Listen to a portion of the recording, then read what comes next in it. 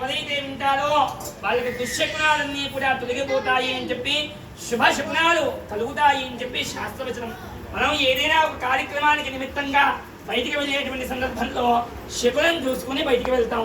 ఎందుకు అంటే వచ్చేటువంటి వాళ్ళు సుమనస్కులు, మంచి మనస్సు కలిగినటువంటి వాళ్ళు అవునా కాదా అని చెప్పి. స్వామి కూడా కళ్యాణ వేదిక వస్తూ ఉన్నాట. ఎలా వస్తున్నారు అంటే 4 తుంబురాలు మంగళగీత వాయిద్యాలు వాయిస్తూ ఉండగా, సప్తఋషుల వేదనాదం చేస్తూ ఉండగా, పుణ్యాంగనైనటువంటి అరుంధతీదేవి ఎదురుస్తే కళ్యాణ వేదిక వస్తూ ఉన్నారు. కళ్యాణ వేదిక వచ్చేటువంటి నరసింహస్వామిని మనసులో ధ్యానం చేస్తూ శకున మంత్రాలు అందరూ కూడా శ్రద్ధగా వింటూ ఉండండి. అనోహం విదిశాకురాని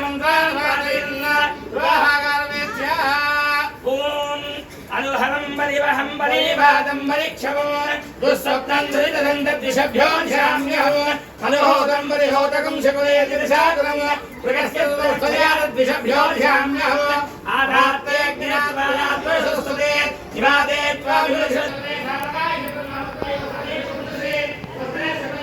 1/5/2026 వైశాఖ పౌర్ణమి త్రిద్రిపీఠలో గండపేరు నరసింహస్వామి వారి కళ్యాణం వైభవంగా జరుగుతోంది.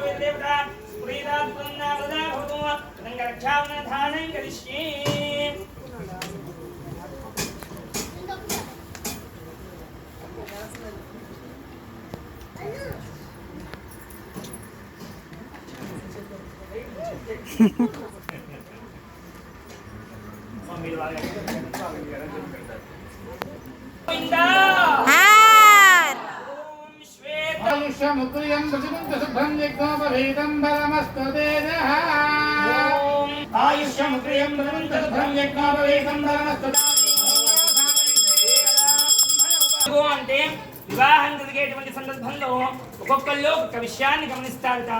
ఎవరు ఏ విషయాన్ని గమనిస్తారు అంటే కన్యావరైతే రూపం.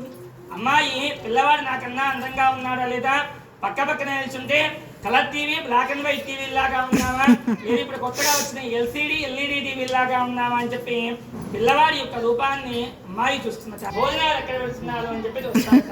ఎందుకంటే మన వివాహ వ్యవస్థలో కూడా భోజనానికి పెద్దపీట వేయడానికి కారణం ఏంటంటే కడుపు నిండితే కానీ మనస్సు నిండదు. మనం ఎవరికైనా దానం చేసామనుకోండి, ఒక 100 రూపాయలు ఇచ్చామనుకోండి, 100 రూపాయలు ఇస్తే బాగుండు అనుకుంటాడు. లేదా మనం ఒక వ్యక్తి ఉంగరం పెట్టామనుకోండి, ఈసారి బ్రాస్లెటో గుల్సో ఇస్తే బాగుండు అనుకుంటాడు. ఏ దానం చేసినా కూడా ఎవరూ తృప్తి పడరు. కానీ అన్నదానం కనుక చేశామనుకోండి చాలు అనేటువంటి మాట వస్తుంది. స్వామి పటావంతులు చేస్తాడు అని చెప్పి మనకి నృసింహ పురాణ వచనం కాబట్టి స్వామి వారి యొక్క గోత్రనామాలు చెప్తున్నారు. అందరూ కూడా త్రికరణ శుద్ధిగా స్వామి వారి యొక్క గోత్రనామాలు వింటూ ఉండండి.